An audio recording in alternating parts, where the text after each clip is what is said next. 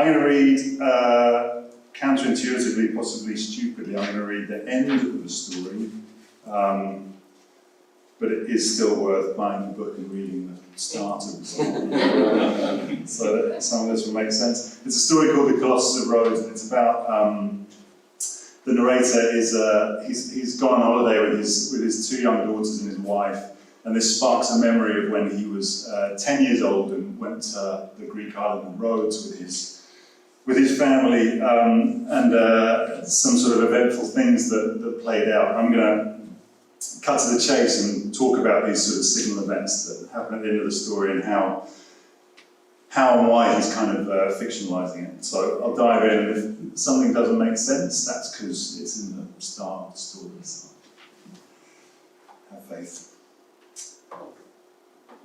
I was in a cafe playing an arcade game.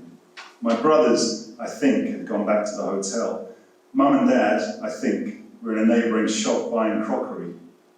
They bought me a Coke and gave me a stack of coins for the game. I'm not sure that's how it was, and it seems strange that I would have been left alone. But I had to have been alone, or at least distant enough from everyone that I felt alone. And the game I was playing was definitely Asteroids, which I do remember because it was a game I never liked. I always struggled to correct for the inertia that dragged my ship where I didn't want it to go. I was sitting on a bar stool, my Coke on a table behind me. The arcade game was beside the window through which I saw a car park, and beyond it the smooth water of the harbour. The bright sun made it difficult to see the screen. The heat made my thighs stick to the leather seat, and a crack in the cushion pinched my skin as I squirmed in unison with the chaotic movements of my ship. A man came and stood close beside me. Right away it felt strange, the closeness. He said something I didn't understand, and I turned to look up at him. He had a kind face, pudgy and tanned. His hair was black and lay in curls at his collar. He smiled down at me, and I smiled back. My palms prickled. I crashed into another asteroid. I looked down at the man's loose trousers, his sandals, his feet. There were spots of white paint on his toes. He spoke again and put his hand on my leg, just above the knee. I looked at the screen and saw my ship spinning.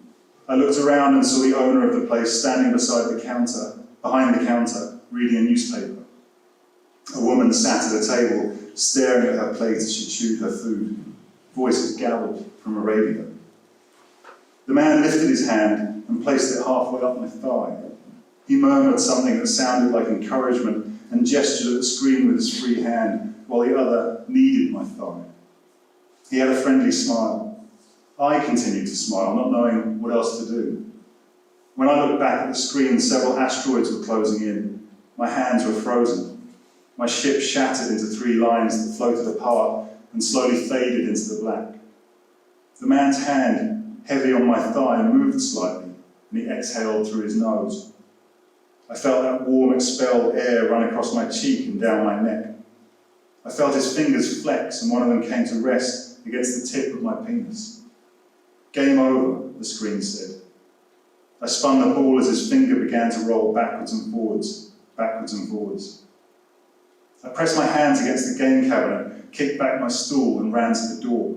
It was locked, and as I pushed helplessly against it, I could hear the other people in the cafe moving quickly towards me.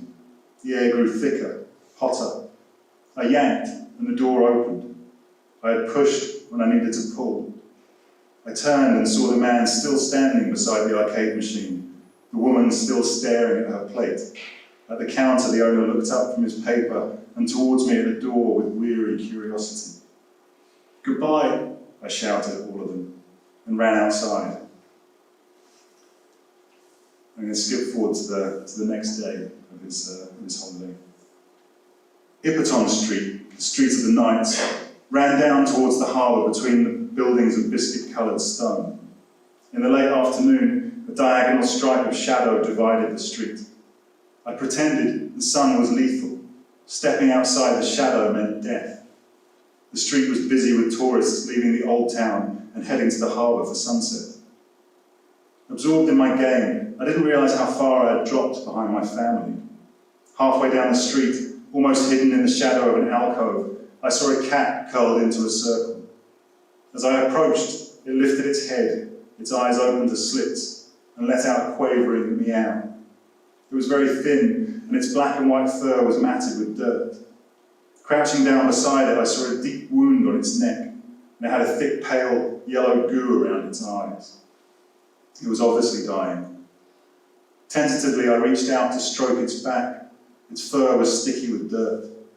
Very slowly, as if immensely tired, it moved its head back over its shoulder, feebly seeking my hand. I stood and looked around. Crowds of people were passing, but no one was paying any attention to me. I scuffed my leg backwards and forwards a couple of times. The sole of my trainer whispered against the smooth stone of the pavement.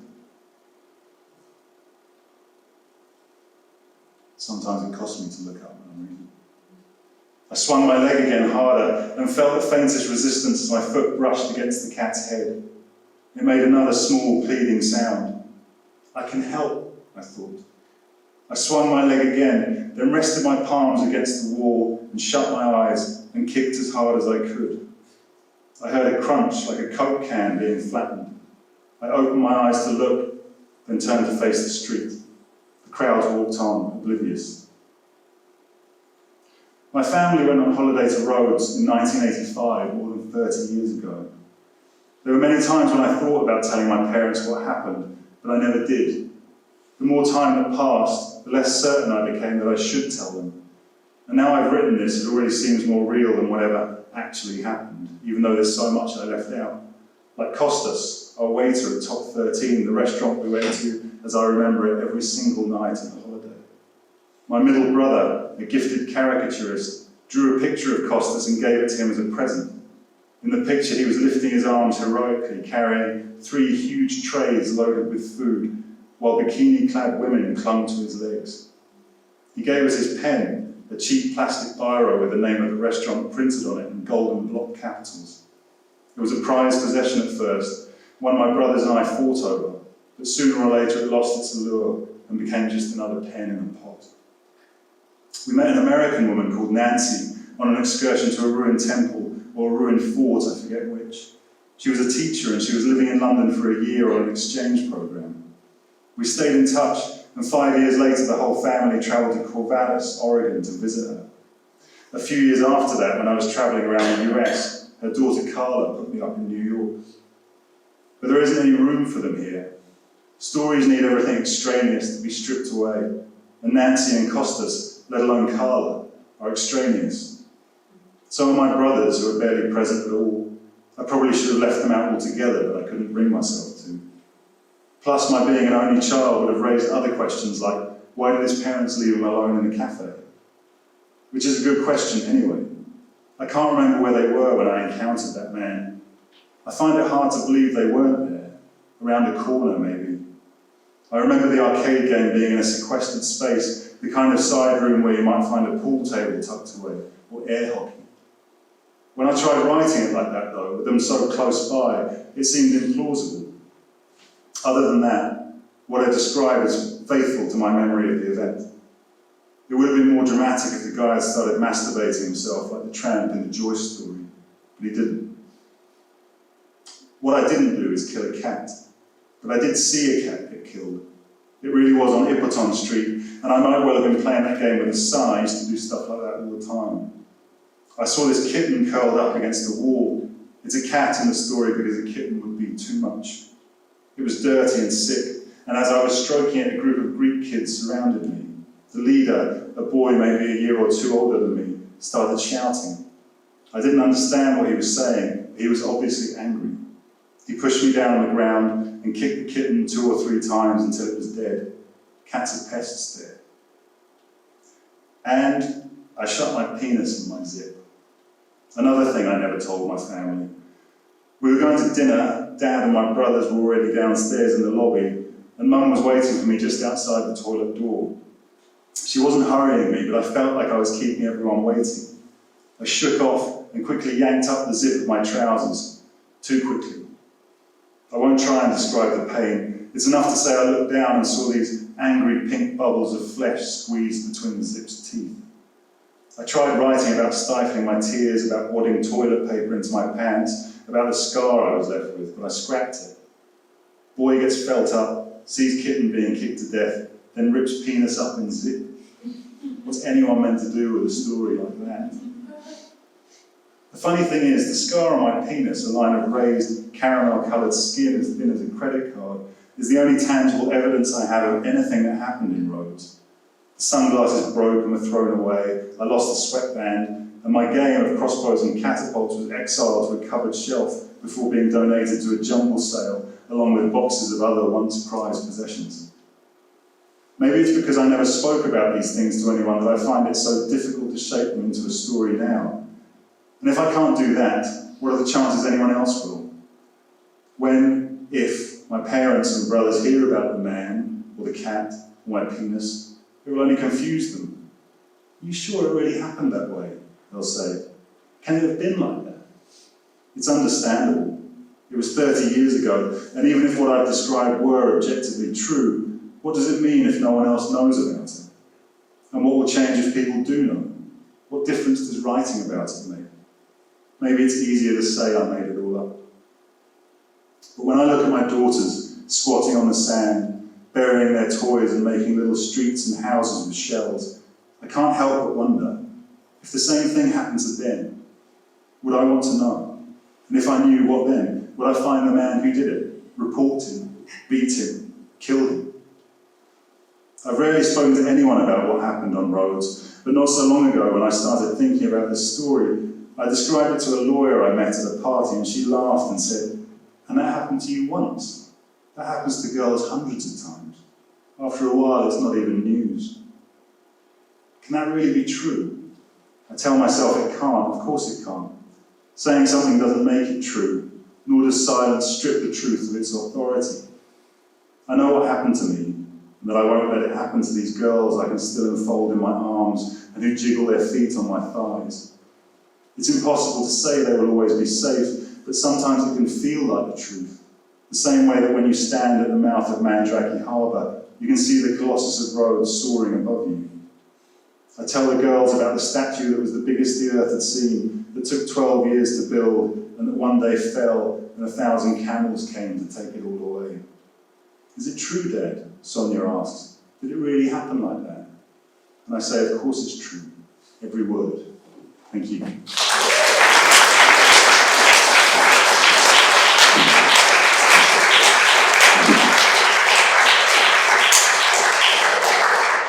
Sweaty mess. We like it like that. I was thinking, like, when I was listening to that story, it's actually quite different from the rest of the collection, actually. So it can give you kind of almost a false impression of the collection, because that's the only time in any. If you liked it, it's very indicative of the rest. Yeah. But it said you sort of break that fourth wall and you come out of the story and start to talk about the process of story making and narrative and what led you to that moment? Or why there in that story? Yeah, I think I think it's uniform with the other stories in that they all had significant structural problems when I was writing them, and like a lot of stories, they become a kind of, the story is the story of solving how you're going to tell the story. I don't think too circuitous, but with that story, because it was very autobiographical. Again, there's autobiography kind of running throughout the book, as there is through most people's writing. Lately it's become fashionable to call everything autofiction, but really, writers always draw on their life, and that sort of extreme form shouldn't necessarily dominate the conversation. But because I was having trouble finishing it, I did first write it as a sort of first-person narration, third-person narration, but just about the holiday on Rhodes. And like I said, at the end, you end up with this. There's too much symbolism going on in the real record of events for a story to handle. Stories don't work like that, and they do have certain rules that have to be observed. And at the end of it, I was like, this is just insane. It just doesn't make any sense, even though it was literally true. I love that expression that fiction has to be truer than reality. Well, yeah. I mean, I think wouldn't time. believe those. Yeah, for sure. There are many, you know, on a daily basis you encounter things in life that would be laughed out of court if they appeared in a story. Being from the UK, you know, currently our entire political sort of direction attests to that. But I think, you know, I really did run into this woman, a lawyer, who's in the acknowledgements of the book. She's become a friend, but at this party and was talking. God, I mean, I must have bored her brain out. What do you do? Oh, I'm having real problems with this story. You know? But it was so interesting what she said, because she wasn't, you know, demeaning anything I said. She just gave me a whole new angle on it, which in itself is indicative of the rest of the collection, because certainly in my writing, and I'm sure it's true for a lot of you guys, you know, that it's always, for me, it's improved by the objective viewpoint that a reader outside your experience can bring to it. You know, these are all improved through trusted readers and through editors, and you know, and she was acting in that capacity. Really. She didn't, you know, realise she was necessarily, but she was. She gave it that sort of. She gave me that idea because I wanted her words to be in it, and the only real way to do that was to bring her into it. And once she came, reality kind of flooded in behind her. I just wanted to go back for a bit, just to kind of frame your work. So, your father was Irish. Did you live here though? No, he grew up in Waterford City, and he born in Dublin, and then Waterford City, and then he moved with his folks due to financial difficulties. They bumped over to London in the late 50s. I don't know why, because I thought you were Irish before I met you. And I thought it was because I think your work had been in The Stinging Fly, and I read a story in the Dublin Review as well, and I thought, well, this is an Irish guy, you know, and he's writes short stories, he loves short stories, got to be Irish. So where did the short story, the love of the short story come? Because it was obviously a huge passion for you. What you did with The Guardian is enormous for people in the UK, so where'd that come from? I think it's just, I was just always attracted to it. I think some people are, right? I think it's, and I think it is I get in trouble for saying it sometimes, but I do think it's it's a minority interest, albeit that's a large and passionate minority, but it's, you know, sometimes people sort of, you know, rend their shirt and say, you know, when will the short story be as big as the novel, or is it the short story relation? This kind of ongoing narrative. Whereas really, I think sometimes that takes the focus off the work itself, and you get caught up with just discussing the crisis or otherwise of the short story, whereas really we should be concentrating on the work and celebrating and questioning and analysing. Yeah, I remember we had a conversation a few years back where I was saying, we were talking about this idea there was a renaissance in the short story, and Lady Davis won the international Booker, and there was George Saunders had won, and Munro won the, yeah, and there was this whole idea that the London Short Story Festival had started. There was this kind of there's some sort of renaissance. And you're like, what's not? People are always saying that. I was like, oh God, all right. But you're a real believer that this is just an ongoing narrative that people tell. Oh yeah, if you Google, you know, short story renaissance, you get headlines from like every paper from going back every year for that. I mean, I found a great foreword that H.G. Wells wrote to his collected short stories in 1911, saying, well, you know, the 1890s, that was the time for short stories, and now, you know, no one reads them anymore. It's just that sort of, that ongoing thing. I don't think it's a bad thing to celebrate, you know, moments of achievement for the short story. I mean, Alice Munro winning the Nobel Prize is definitely, that's to be celebrated, not demeaned, but just the idea that, you know, the short story sometimes get caught up in when will its moment come. You know, there's good work being produced all around the world. You know, every year its moment is here. That's what we should be. And when you're choosing the authors to profile of the in your series, who your favourites? Any that you would say? Well, I don't know. I mean, I did it in a. I mean, originally I said, I emailed an editor of The Guardian, I'd been writing some pieces for their online pages. You know, they kind of, they were way ahead of other papers in terms of sort of commissioning content for their online page rather than seeing it's just somewhere where they chuck the print paper up.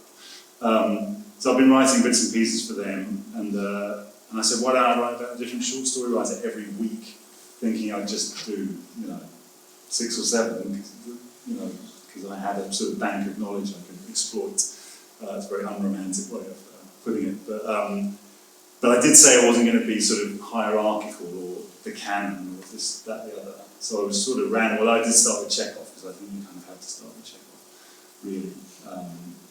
Albeit I'd like to go back and rewrite that one because it's Chekhov. But the next one was H.P. Lovecraft, who I'm not even, he's not like a great writer, but he has his body of work is extraordinary and kind of unique, although hate-filled and dark. But there was really no. I just sort of decided what I wanted to bury my head in. I try and read, all their work or reread their work. So whatever wherever the wind blows. I mean, some people are like, you haven't done Henry James yet, you haven't done Conrad yet. So it's still going to it's still ongoing? It's ongoing. Well, that's international hiatus. I've done all the reading from the Dean Gordon, I just have to get down to writing a piece. She wrote like over 200 short stories. Okay. Well, the other thing I was going to ask you was that, did you have any reservations about moving into writing yourself? So here's you get this name as the guy who analyses short stories and puts yourself out there saying, I choose you are the best and I tell you all why they're the best. That's one of my business cards. And the best. And then you suddenly say, well, it's a bit like a critic writing a play, or I think a play. Did you have that pressure on you? Were you thinking there's going to be some people going, oh really? No, it's weird. I never thought that, probably because I'm stupid, but that was the very first question I was asked in my first sort of publicity interview, which was actually with The Guardian, which was on their books podcast, and I literally had not occurred to me, but as soon as the question was asked, it's the obvious starting place, it's the obvious question, not the questions are obvious, they're like. Okay, that's all right. I only wrote them 5 minutes before we started. But it's kind of different for me because I wanted to be a writer ever since I was 8 and I read Tolkien. It's really the only thing I ever wanted to be, apart from maybe a knight. But there are even less opportunities to become a knight than there are to become a writer. So that was always in my head. So I sort of came to journalism much later than I came to writing. Admittedly, I wasn't really doing any writing.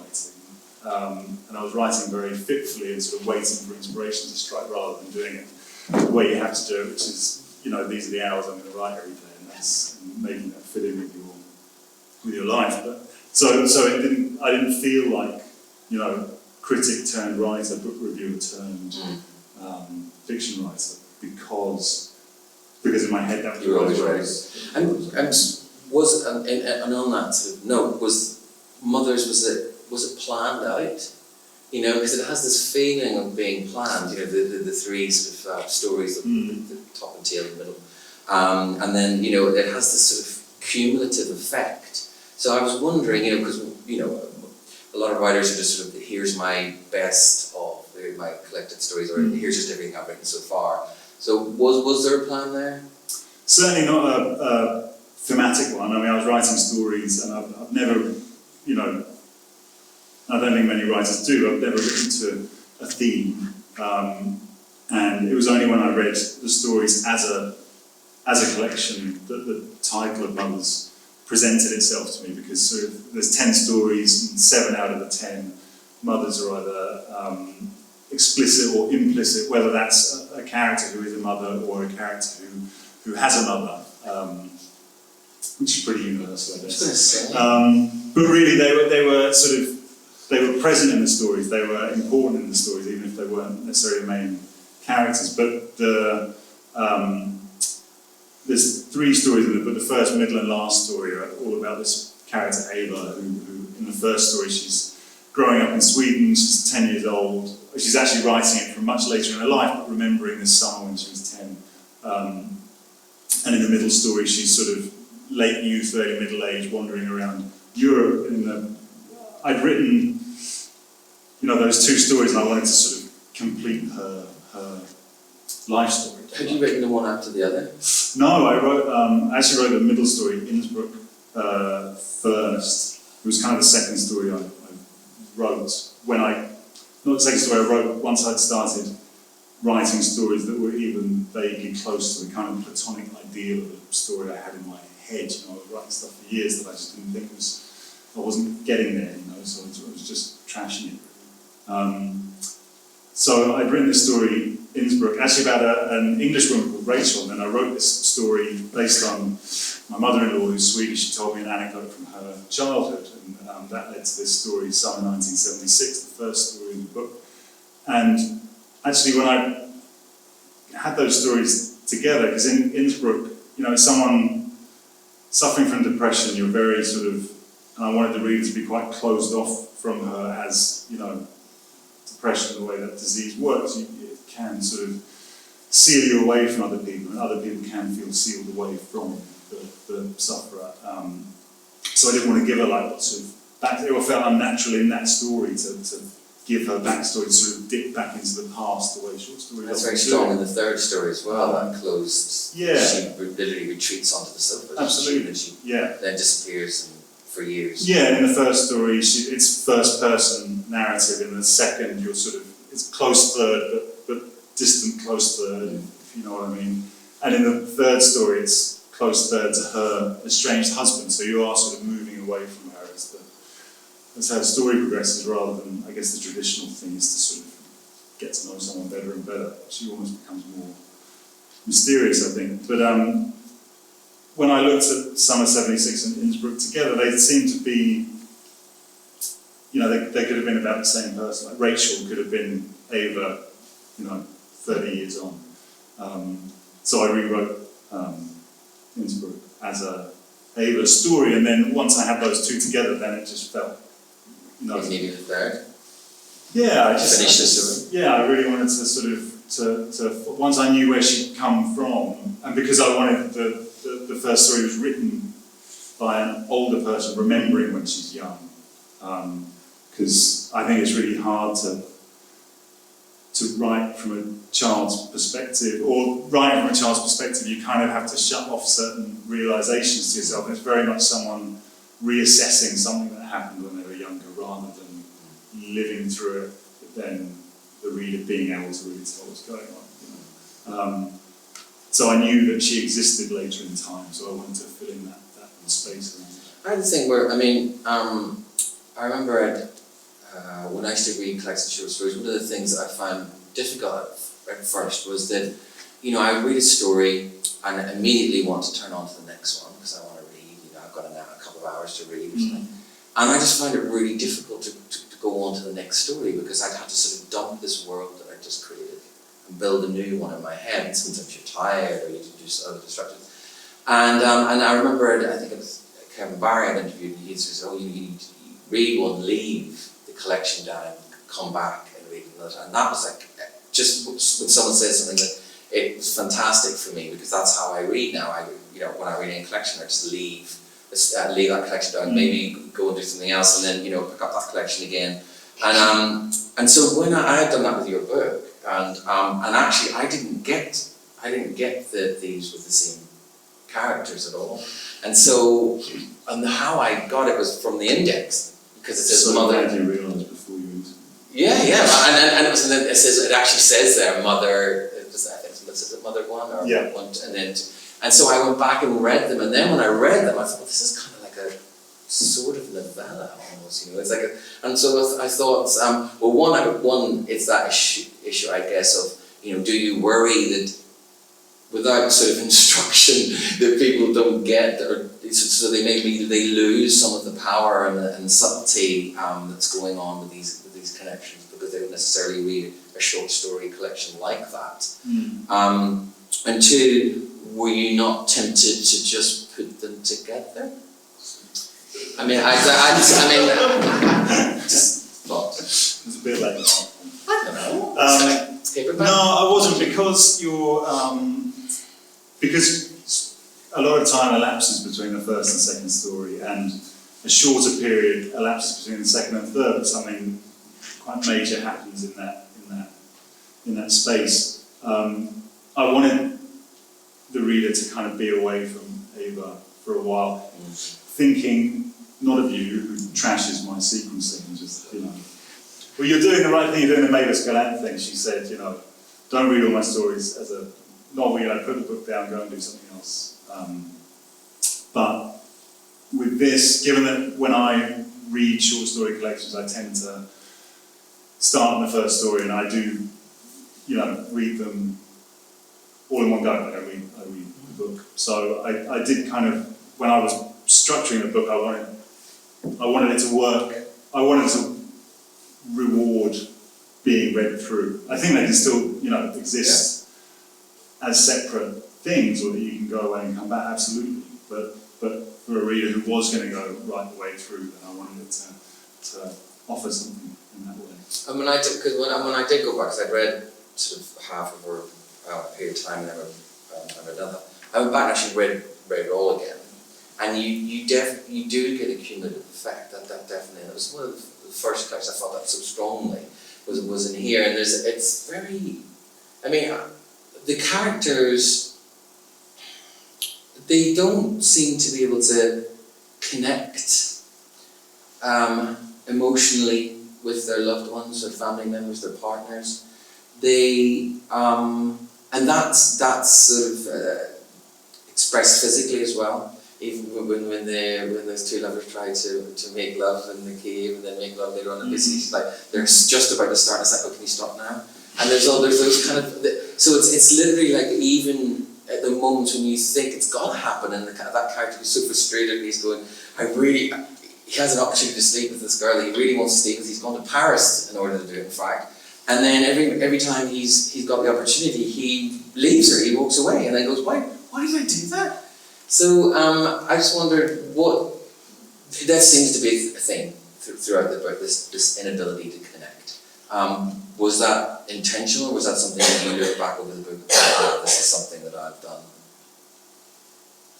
Is that what you think? Yeah, is that how you see the world? Is that the gaze that you have? Again, it's very different looking at all the stories together versus writing them, or the times you're thinking of them. They would seem extremely distinct at the time, not distinctive necessarily, but just separate from one another. And when you're sort of really thinking about one story, you're not thinking the other ones almost don't exist. You're just so focused on it. And so it was only again when I read it as a whole, I was quite surprised by the misery levels. They were slightly higher than I thought. And yeah, at the same time, I do have I remember something Max Porter said about how, when he was talking about grief as a thing with feathers, he was talking about, the way that life, moment to moment, life can be very funny, but viewed, you get far enough back from it, and life is always tragic. It always is. That's just because of the things that are going to happen to, your loved ones and yourself. So I think, given that you're often, in terms of a story, viewing people in moments of crisis, given that you are sort of concentrating on where things go wrong, potentially. That's where I'm naturally drawn to anyway. And probably is what I tend to focus on, when I'm looking back, whether it's on a day ago or a month ago, you dwell on those moments where, that could have gone differently, or why did I say that? What a silly thing to say. Or looking back on youth when I was, where I do think you hurt people. You don't necessarily know you're doing it at the time. It might be pure accident, but then you look back and you can very clearly see, once you have enough distance, what you were doing that was wrong, or that was hurtful to someone. And I think, obviously it's fitting to mention Frank O'Connor here, but The Lonely Voice, he sort of nailed it in that great study of the short story where he talks about these sort of submerged population groups, and the short story is the art form for the downtrodden, for the people who don't quite fit in elsewhere. He talks about a novel being about someone coming into society, like David Copperfield, kind of finding his place in society, whereas Short stories are really about those people maybe who don't. I don't want to sort of say that's what they have to be about. I don't believe they can be about anything you wish to make them about, but they do. If you look at them as a whole, you look at Chekhov's stories. So many of them are about disappointment, about those missed moments, that sort of reverberate through a life that someone can't let go of. The Lady with the Dog is one of the great examples of that. Although there are different ways you can read the situation they end up in the end. Is it sort of, are they doomed? Is it optimistic? But there's a lot of hurt and disappointment in that story. Yeah, there's definitely something about the connection though, about the failure to connect. And I was also thinking, you were saying about this story that comes out over again and again about the renaissance of the short story, or we talk about, now, we don't connect as human beings, and it's all because of technology. But actually in your stories, this is happening in your stories, nothing to do with technology. So maybe this is sort of a universal, endless theme for humanity, is that inability to connect and the desire to. Yeah, I think so. I think, and maybe in a wider sense, it's quite hard to make celebratory art, I think. Particularly if you're not a musician or a painter, perhaps. I don't know. It seems, what did Tolstoy say about, all happy families being alike, or people say happiness rights white, but you can still have, and I hope there are moments of humour or moments of joy, but they're always muddled in with the messiness and the discomfort and the sort of just awkwardness of life. And you mix that, those kind of sort of seismic rumblings with the mundane, everyday, sort of petty behaviour of couples. I think there's a lot of that's a really beautiful balance, because you don't often provide any answers to why these things are the way they are. You just sort of present them. Is that a decision that you make? I think, I definitely, let me call on Chekhov again. He talks about it's the writer's job to ask questions, but it's absolutely not the writer's job to provide answers. If I did have answers to marital disharmony and general welchment, I think I would be marketing that as much as possible. But I think you present the questions, and I do believe that fiction is an interactive form, and I think I like books that allow space for the reader to bring their own experience and their own interpretations to bear. I like ambiguity in art. I think that shows a respect for the reader and a kind of interest in the reader, because the best books sort of change as you change. You're reading them again. You're never really rereading Moby Dick, or you're never rereading Ulysses. You look at something like that, and each time it's sparking new recognition, because you've changed yourself, and it sort of reflects you back as well. So I think to provide an answer, the way Alice Munro says, I hate stories that just say, and that happened, and then it was all done and dusted, because life isn't like that. It's always open-ended. It's only a question of where you're drawing the line around these events. That's what determines the boundaries of the story, I think. Every moment in life has various paths leading into and out of it. And I think I like art that sort of recognises that and respects that. I'm going to open it up in a wee minute for questions, so start warming up while I give him another question. Okay, so to get yourself all prepared. The other thing I noticed, there's a couple of other things. There's lots of themes and strands going through the collection. One is that the characters are running, they're travelling, they're going from one place to another, they're restless when they are somewhere. Again, does that have any kind of meaning, do you think, for you, or for, you?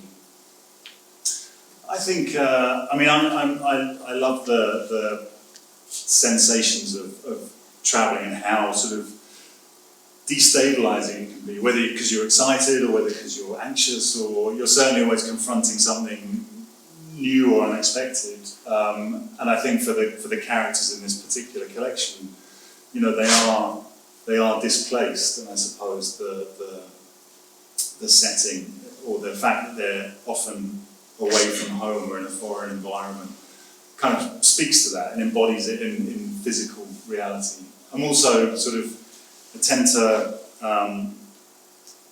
place often helps me start a story. It's almost like I need some real ground under my feet that then I can jump away from into fiction maybe. But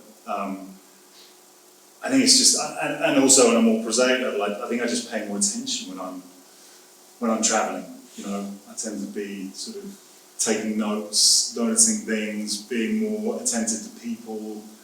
Whereas in London, you know, there are millions of stories around you every day, but because it's your home, you tend to be a bit more head down and not necessarily attentive to that. Okay. Has anyone got any questions? Oh, Sinead. Great. My question is also bound up with gratitude, I guess, because I think Chris's series in The Guardian was so important for anybody because he was such a huge champion of the short story and introduced me and I think countless people and readers to loads of different writers, and I'm really grateful for that. It's a wonderful series and one way to continue. Also, thank you for reading from the Colossus of Rhodes. It's a beautiful and excellent story from reading. But my question is, because you've read so much, because you hear a lot about the short story, and tomorrow there's an event about writers that get left behind and forgotten, and you know the panel will be about people who did get left behind but we're talking about them so are not forgotten. Who do you think are some of the greatest short story writers who none of us know about and we should be reading and talking about? Wow, that's a good question. You know, when people say that's a good question, that means, fuck, what am I going to say?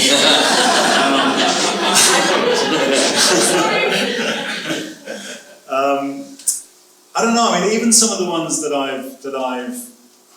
It's a weird thing, isn't it? Because even some of the ones I've written about, I can think of, say, Dambudzo Marichere, this Zimbabwean writer who died of AIDS in the 80s, who.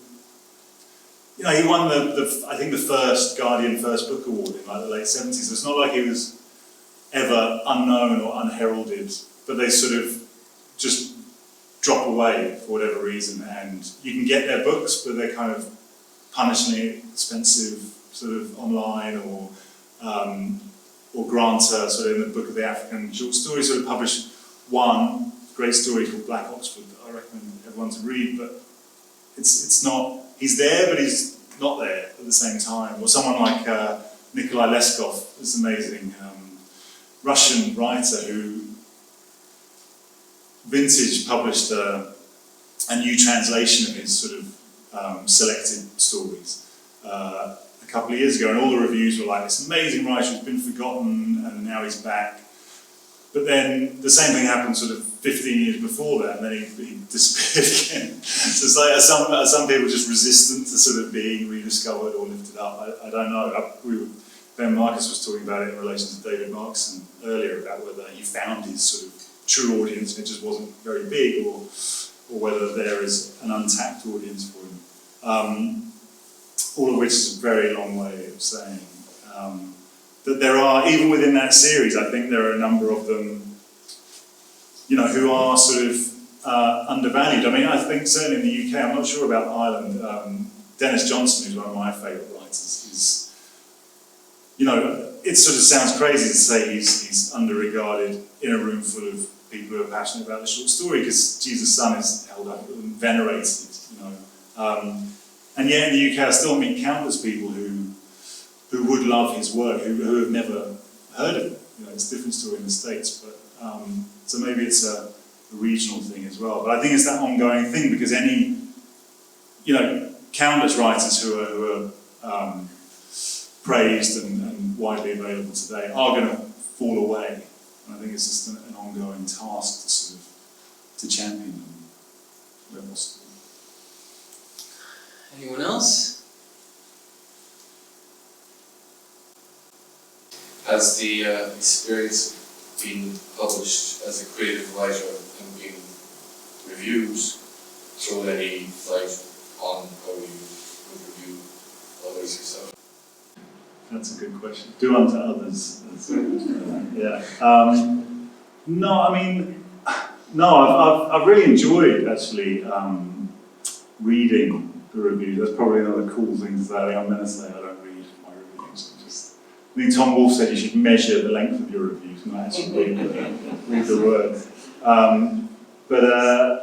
No, I really enjoyed it just because I think I just enjoyed the fact that whether reviews have been positive or negative, they've all sort of seemed to focus on different aspects of the collection. They've talked about the stories in very different ways, which I find gratifying because, like I said, I like art that's maybe difficult to pin down, that shows a different face to different people. So yeah, I've enjoyed it. Always quote from the text. That's something I didn't do when I was younger. But I think you just got to back up your. I mean, a review is an argument. You just got to make your argument well. Whether you're being positive or negative, I think you've got to make it clear and not.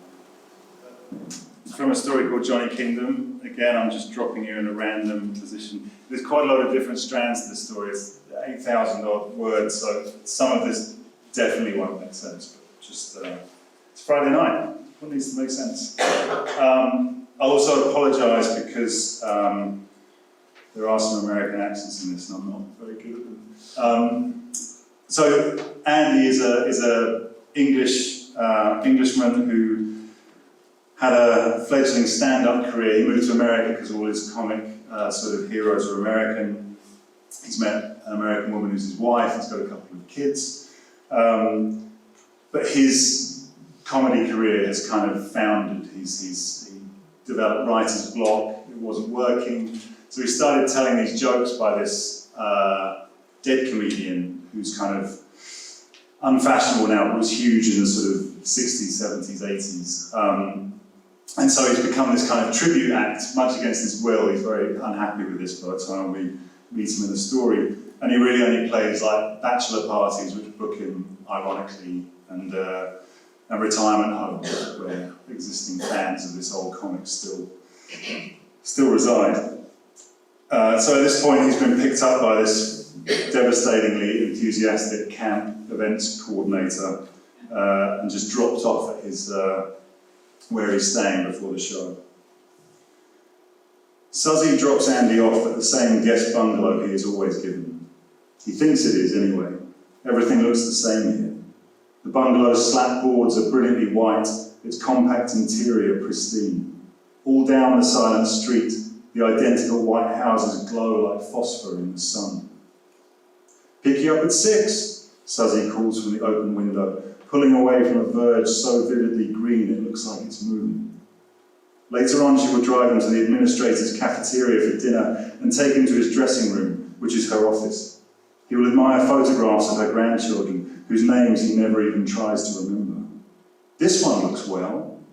What a lovely smile she has. That one really gets around. He will perform in the function room of the Sawgrass Country Club, a venue whose name evokes dark wood and polished brass, but the reality of which is beige walls and stain-obscuring patterned carpets. After the show, Cezam will drive him back to his bungalow where he'll watch TV until he falls asleep. His first time here, his post-show adrenaline blended with anger at and concern for Sylvia, that's his wife. He tried walking back in an effort to tire himself out. Eventually, though, hopelessly lost, he had to call Cezam to rescue him from the labyrinth of marshmallow houses that ran on and on in every direction. Even the shrubs and their soiled borders were uniform. She arrived in a lemon-yellow dressing gown and Birkenstocks, her face covered in a thick green cream. She was radiating energy. Andy wondered if she really slept or just wore different clothes at night to reassure people. As soon as he starts his set, he knows it will be one of those rare ones where everything glides frictionlessly into place. His timing is as good as it has ever been, his intonation flawless. He resists the temptation he feels when a show is going well to slip in some of his own bits. And if he ignores the fact that this material is the last thing he wants to be doing, if he views the gig as a purely technical exercise as opposed to a creative one, then it really is close to perfect. Boy, what a hotel that was, he says, mopping his face with his handkerchief.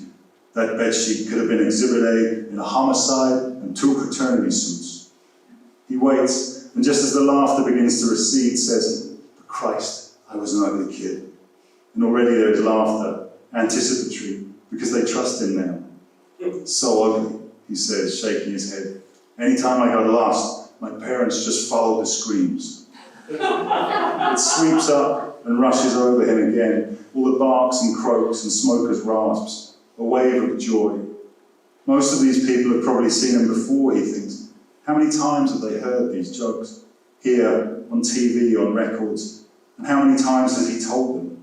He feels powerful and miserable and like laughing himself. What a crowd, he mumbles.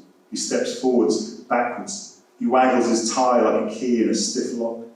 And pimples, oh boy. When a blind guy touched my face, he said, "Braille." You know what he told me it said? "Don't look." The laughter has taken on its own momentum.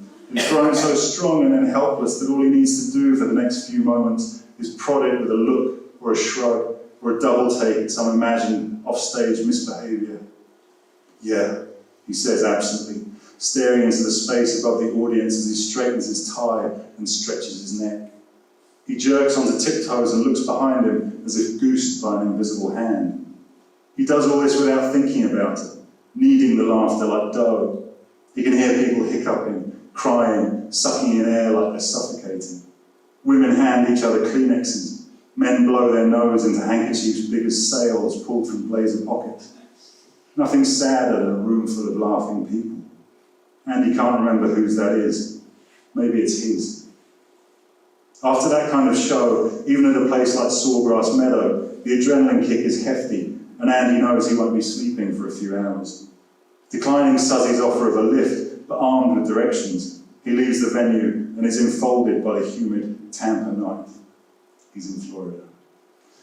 Suzzy's spidery handwriting tells him he needs to turn left onto Vivian Lee, then look for Larry Hagman a couple of blocks up on the right.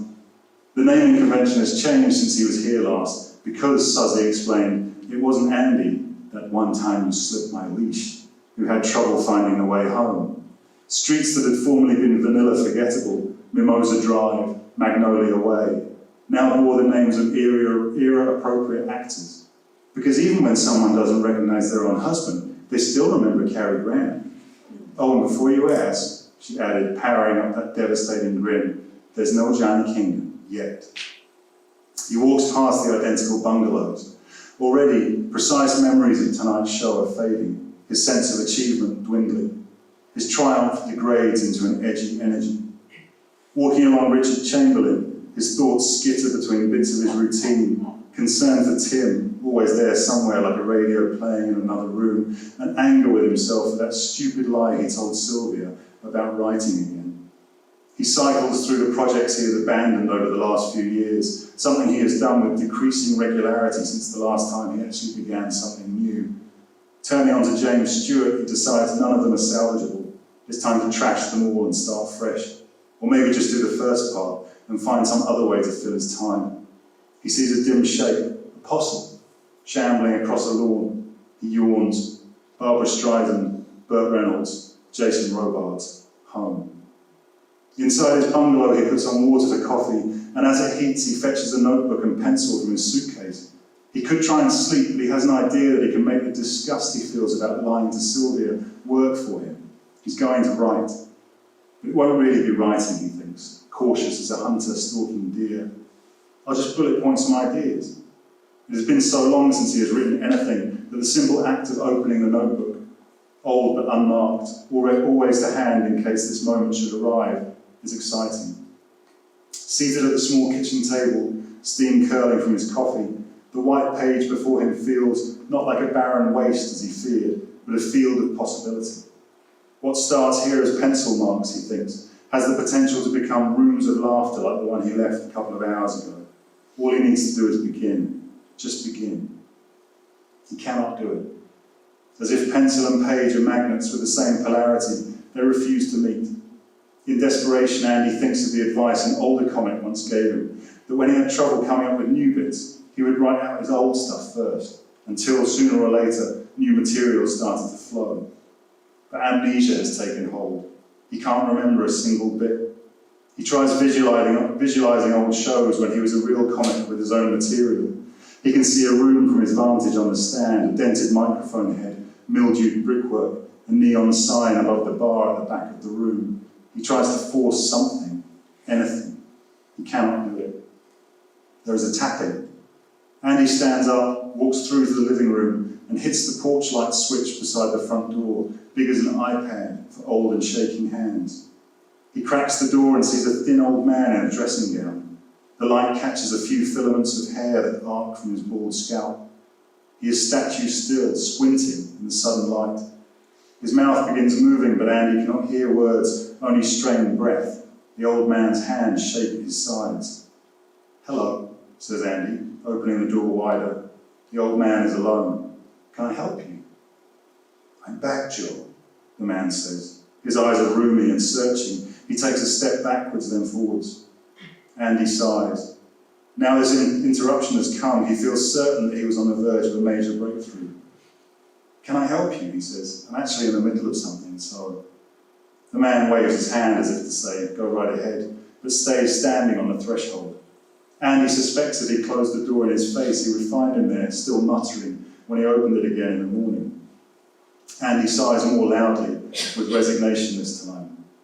"You want to sit down? Want a drink or something? A cup of tea?" "It's all bullshit," the man says conversationally, then turns and sits in one of the wicker porch chairs that face each other beside the front door. He crosses his legs, letting a long, toweling, slippered foot dangle. Andy looks up and down the street. The bungalows stand silver in the moonlight. The humidity feels like a large hand being held just in front of his face. The old man hums to himself, something stirring, maybe Beethoven. "Glass of water?" Andy says. The man leans his head on his skinny fist and smiles. Andy goes inside and massages his closed eyes, wondering what to do. He puffs his cheeks and presses air through his lips. He pours a glass of water from a jug in the refrigerator and takes it out to the man, who politely accepts it, but then leans forward and looks around worriedly. He motions for Andy to sit down. As soon as he does, the old man grabs his wrist with unexpected force. "The tent's a broken river," he says, shifting forward in his chair. His dressing gown flaps open and Andy can see his naked body deep inside it, further back surely than it should be. A thin white root supporting a tiny creased potbelly. "Understand?" the man says. "Joe." He looks more angry than confused. His grip on Andy's wrist tightens. He starts humming again, a surprisingly resonant sound coming from the back of his throat. His breath is sour. It smells like clubs before they open. As he hums, tears fill the old man's eyes. "Hey, calm down," Andy says, but the humming only grows louder. Andy looks around the porch and out onto the dark street, willing help to appear, but they are alone. The old man's face darkens with blood as he hums more forcefully. His grip tightens again. Tears streak his face, and Andy, beginning to panic, pulls his hand away more violently than he intends to. The man falls forward onto the porch and kneels there, sobbing. His slippers have fallen off and lie arrowed behind him. Andy bends over and lifts him up, moving him back to the chair. For a few moments, the man's scalp rests against Andy's cheek. It smells of talc, and beneath that, a repellent mustiness. He weighs very little. Cradling him makes Andy think of holding Marcus and Tim before him, of rocking them to sleep or soothing away an injury. The old man begins to softly snore as Andy leans him back in the chair, the wicker creaking. Thank you.